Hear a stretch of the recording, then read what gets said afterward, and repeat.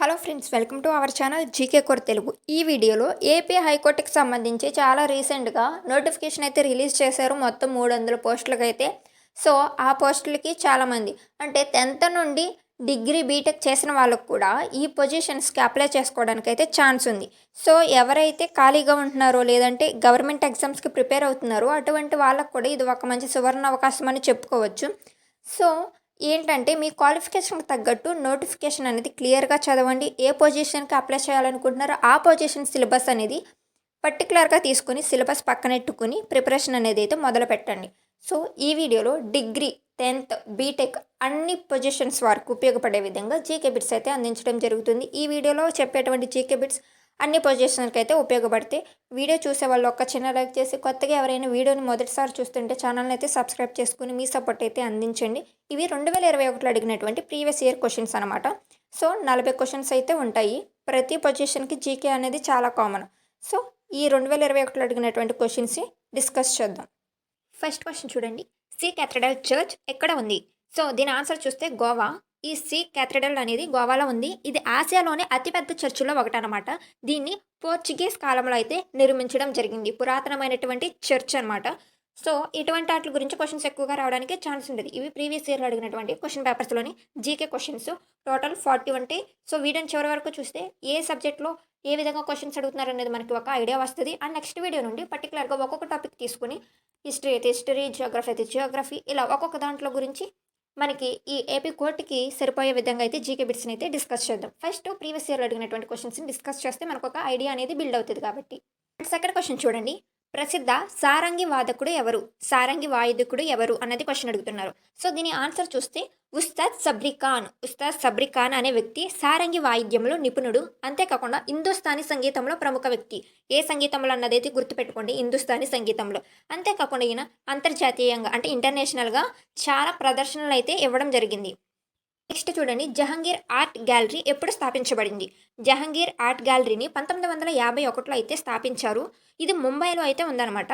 భారత కళాకారులు అనే వాళ్ళు ఉన్నారు కదా, వాళ్ళందరికీ కూడా ఇది ప్రముఖ ప్రదర్శనా స్థలం.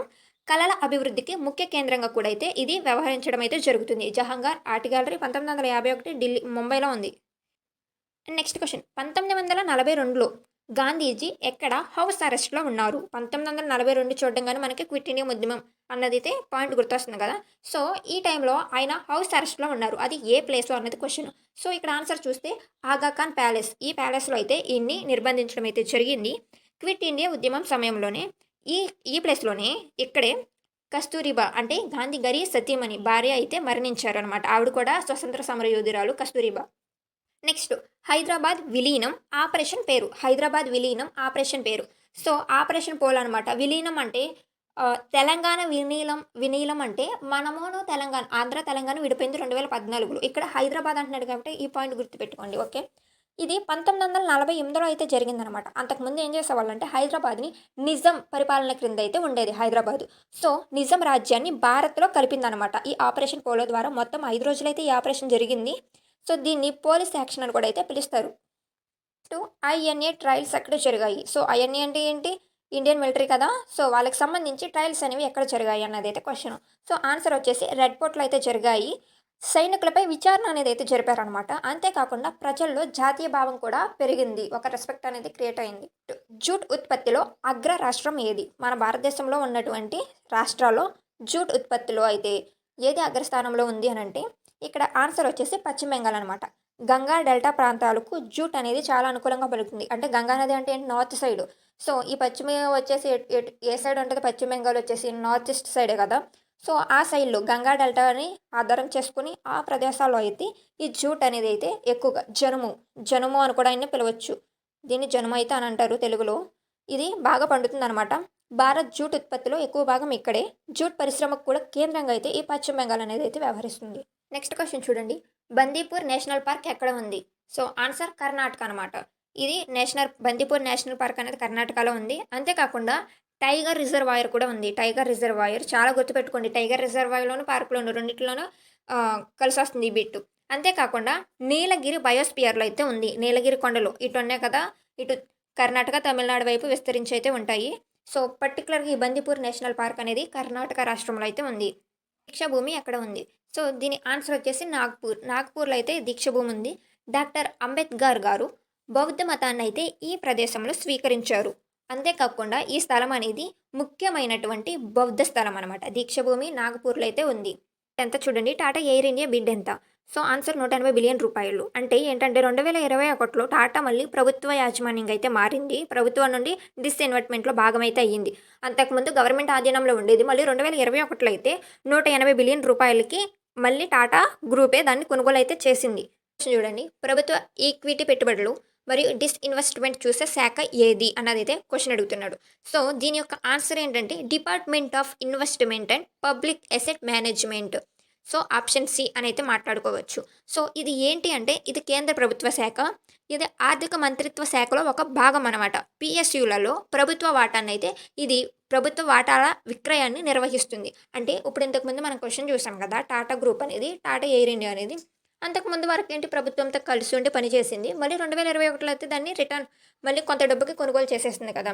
దాన్ని డిస్ఇన్వెస్ట్‌మెంట్ అంటారు. మళ్ళీ వెనక్కి తీసేసుకున్న ఆటిని లేదా పెట్టుబడులు పెట్టాలంటే ఈక్విటీ పెట్టుబడులు అని. ఏదైనా ప్రభుత్వం ప్రైవేట్ కంపెనీ మీద పెట్టుబడులు పెట్టడం. ఇవి ఏ శాఖ చూసుకుంటుంది అనంటే department of investment and public asset management. ఇది ఆర్థిక మంత్రిత్వ శాఖలో ఒక భాగం. నెక్స్ట్ క్వెషన్ చూడండి. జూలై 2021లో ఆర్థిక శాఖ రాష్ట్ర మంత్రి ఎవరు అనంటే భగవత్ కరాద్ గారు 2021లో ఎంఓఎస్ ఫైనాన్స్ అయితే అయ్యారు. కేంద్ర ఆర్థిక శాఖలో అయితే ఈయన పనిచేస్తారనమాట. బడ్జెట్ మరియు ఫైనాన్స్ పనుల్లో ఒక భాగం. ఇది 2021 వీటికి సంబంధించి ఎక్కువగా అడుగుతున్నారంటే ఈ క్వెషన్స్ అనేవి 2021లో అడిగినటువంటి ప్రీవియస్ ఇయర్ క్వెషన్స్. సో దానికి రిలేటెడ్‌గా. ఇప్పుడు మనం 2026లో ఉన్నాం కాబట్టి ప్రెజెంట్ ఎవరున్నారు? బడ్జెట్ ఏంటి? ఎవరు ఏ శాఖలో క్యాబినెట్ మినిస్టర్స్ ఎవరు? వీటిలన్నిటి గురించి తెలుసుకోవాల్సి అయితే ఉంటుంది. సింపుల్‌గా హూ ఈజ్ హూ ఇన్ 2026 అనేది అయితే క్లియర్‌గా మనం చూడాల్సి అయితే ఉంటుంది. నెక్స్ట్ క్వెషన్ చూడండి. ఐపీసీలో చీటింగ్‌కి సంబంధించిన సెక్షన్ ఏది? చీటింగ్ చేసిన దానికి 420 అనమాట. సో ఈడు పెద్ద 420 రా అన్న మాటలు వింటా ఉంటాం కదా! సో ఈ ఐపీసీ సెక్షన్‌లో ఏంటంటే చీటింగ్‌కి సంబంధించి 420 అనే సెక్షన్ చీటింగ్‌కి సంబంధించింది. అంటే ఎలాంటి వాటిలకంటే ఆస్తి దోపిడీ, మోసాలకైతే వర్తిస్తుందనమాట. సో శిక్ష మరియు జరిమానా కూడా 2 ఉండొచ్చు. ఒక్కొక్క కేసులో అయితే కొన్ని కేసుల్లో శిక్ష పడొచ్చు. కొన్ని కేసుల్లో అయితే ఫైనేసి వదిలేయొచ్చు. నెక్స్ట్ చైల్డ్ లేబర్ యాక్ట్ ఎప్పుడు వచ్చింది? చైల్డ్ లేబర్ యాక్ట్ ఎప్పుడు వచ్చిందంటే 1986లో అయితే ఈ యాక్ట్ అనేది రావడం జరిగింది. నెక్స్ట్ సుప్రీంకోర్టు ఎప్పుడు ప్రారంభమైంది? సో దీని ఒక ఆన్సర్ చూస్తే జనవరి 28, 1950. 28. సో గుర్తుపెట్టుకోండి జనవరి 28, 1950లో అయితే సుప్రీంకోర్ట్ ఆఫ్ ఇండియాని అయితే స్థాపించారు. రాజ్యాంగం అమలైన తర్వాత అయితే సుప్రీంకోర్టు ఏర్పడింది. దేశంలో అత్యున్నత న్యాయస్థానం. నెక్స్ట్ ఓజోన్లో ఎన్ని ఆక్సిజన్ అణువులు ఉంటాయి? సో మనం రసాయనిక నామాలు కూడా అయితే తెలుసుకోవాల్సి ఉంటుంది. సో ఓజోన్ సూత్రం వచ్చేసి O3 కదా! దీంట్లో 3 ఆక్సిజన్ అణువులు అయితే ఉంటాయన్నమాట. So answer 3. వాయుమండలంలో రక్షణ కవచంగా అయితే ఇది పనిచేస్తుంది. అంటే సూర్యుని నుండి వచ్చేటువంటి వెలువడేటువంటి యూవి కిరణాలు డైరెక్ట్గా మన మీద పడకుండా ఈ ఓజోన్ అనేది అయితే అడ్డుకుంటుంది. నెక్స్ట్ క్వశ్చన్ ఆప్టికల్ ఫైబర్ ఏ సిద్ధాంతంపై పనిచేస్తుంది అనంటే ఆన్సర్ వచ్చేసి ఏంటంటే total internal reflection. Next question ద్రవం ప్రవాహానికి ప్రతిఘటనను ఏమంటారు?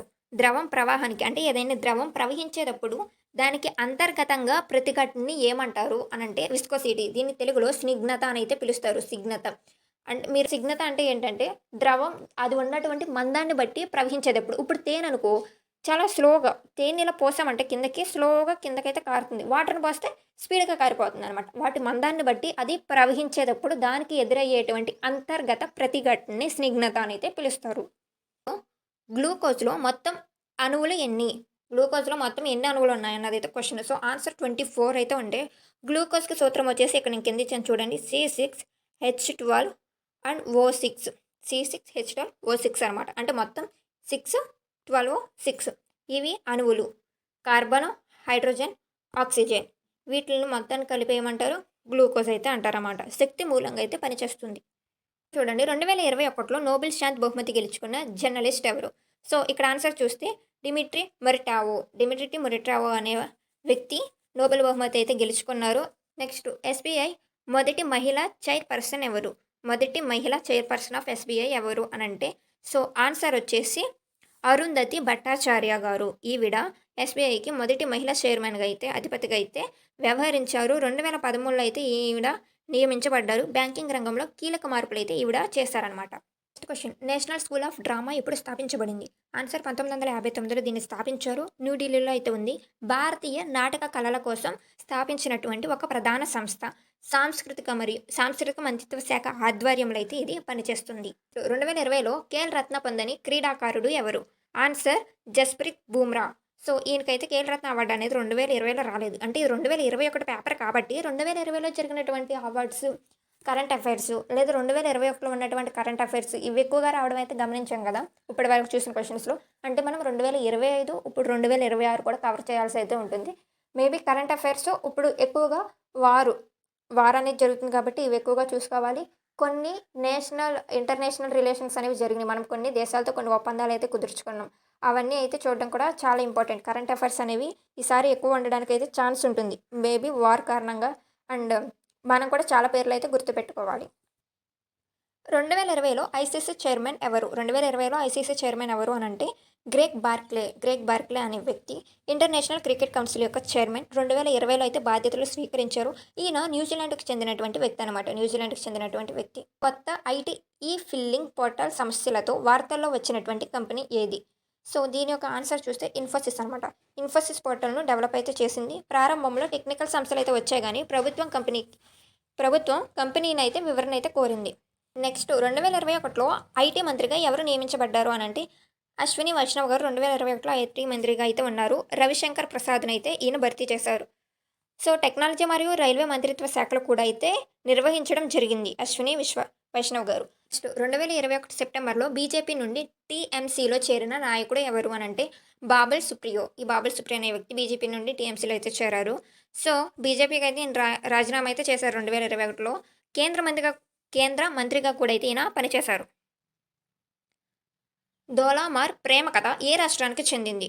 సో ఏ రాష్ట్రానికి చెందిందంటే రాజస్థాన్కి చెందింది అనమాట. ఇది ఒక ఫ్లోక్ కథ, రాజస్థానీ సంస్కృతికి చెందింది. ప్రేమ కథగా అయితే ఇది ప్రసిద్ధి అయితే చెందింది అనమాట. అంటే ఆర్ట్ అండ్ కల్చర్కి సంబంధించినటువంటి జీకే బిట్స్. నెక్స్ట్ జ్వాలాజీ ఆలయం ఎక్కడ ఉంది అని అంటే ఆన్సర్ హిమాచల్ ప్రదేశ్లో ఉంది. శక్తి పీఠాల్లో ఒకటైతే ఇది నిత్య జ్వాలల కోసం అయితే ప్రసిద్ధి అయితే చెందింది. 15వ శతాబ్దంలో అస్సాంలో ప్రవేశపెట్టినటువంటి నృత్యం ఏది అని అంటే సత్రియ అనేది అస్సాంకి చెందినటువంటి శాస్త్రీయ నృత్యం అనమాట. దీన్ని వైష్ణవ్ సంత్ శంకర్ దేవ్ అనే వ్యక్తి అయితే ప్రవేశపెట్టారు. కాకోరి కుట్ర ఎప్పుడు జరిగింది? 1925లో బ్రిటిష్ వ్యతిరేక చర్య అనమాట. విప్లవకారులు ట్రైన్ని దోపిడీ అయితే చేశారు. స్వతంత్ర ఉద్యమంలో ముఖ్య ఘట్టంగా అయితే చెప్తారు ఈ కాకోరి కుట్రను. ఐసిఐసిఐ బ్యాంక్ సీఈఓగా ఎవరు నియమితులయ్యారంటే సందీప్ బక్షి గారు. 2018లో అయితేనే బాధ్యతలు అయితే చేపట్టారు. చందా కొచ్చర్ తర్వాత అయితే ఈయన వచ్చారు. అంతకుముందు చందా కొచ్చర్ అనే వ్యక్తి అయితే సీఈఓగా ఉండేవాళ్ళు. ఈయన తర్వాత సందీప్ బక్షి అయితే వచ్చారు. అండ్ ప్రజెంట్ ఇప్పటికీ కూడా 2026 కూడా ఈయనైతే ఉన్నారు. సతీ నిషేధ చట్టం ఎప్పుడు వచ్చింది? ఆన్సర్ 1829లో అయితే బెంగాల్ సతీ రెగ్యులేషన్ ద్వారా ఈ సతీ అనేటువంటి వ్యవస్థను నిషేధించారు.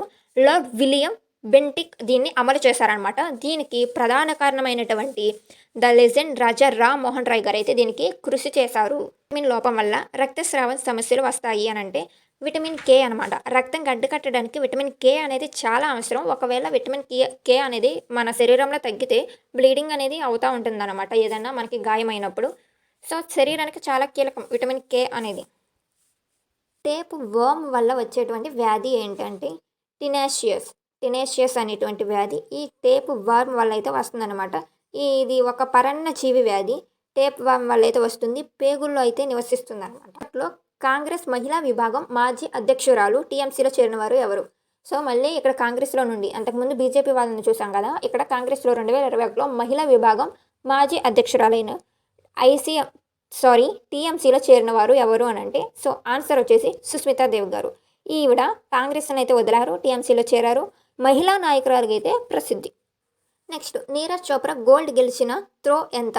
సో ఆయన త్రో ఎంత మీటర్ల వరకు వేశారు అన్నది అయితే ఇక్కడ క్వశ్చన్ అనమాట. సో ఇక్కడ ఆన్సర్ ఏంటంటే 87.58 మీటర్స్. ఆప్షన్ 2 ఆప్షన్ బి అని మాట్లాడుకోవచ్చు. నీరజ్ చోప్రా ఒలింపిక్స్లో గోల్డ్ అయితే గెలిచారు. టోక్యో 2021 ఒలింపిక్స్లో అయితే విజయం సాధించారు. భారత తొలి అథ్లెటిక్ గోల్డ్.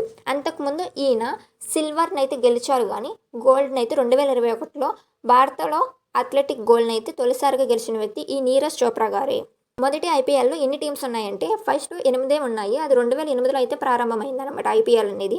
సో తర్వాత అయితే జట్లు పెరిగాయి. 2021లో పంజాబ్ డిప్యూటీ సీఎంగా ఎవరు ప్రమాణ స్వీకారం చేశారు? సో దీని యొక్క ఆన్సర్ సుఖ్జిందర్ రంధావా అనేటువంటి వ్యక్తి డిప్యూటీ సీఎం అయితే అయ్యారు. 2021లో నియమించడం అయితే జరిగింది డిప్యూటీ సీఎంగా.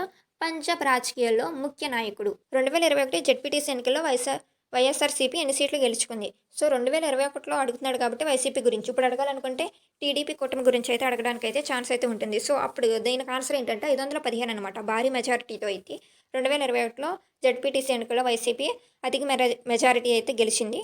ఆంధ్రప్రదేశ్లో విజయం అయితే సాధించింది. సో ఇవి ప్రీవియస్ ఇయర్లో అడిగినటువంటి 2021లో అడిగినటువంటి ఏపీ కోర్ట్ ఎగ్జామ్కి హైకోర్టు ఎగ్జామ్స్కి సంబంధించినటువంటి బిట్స్.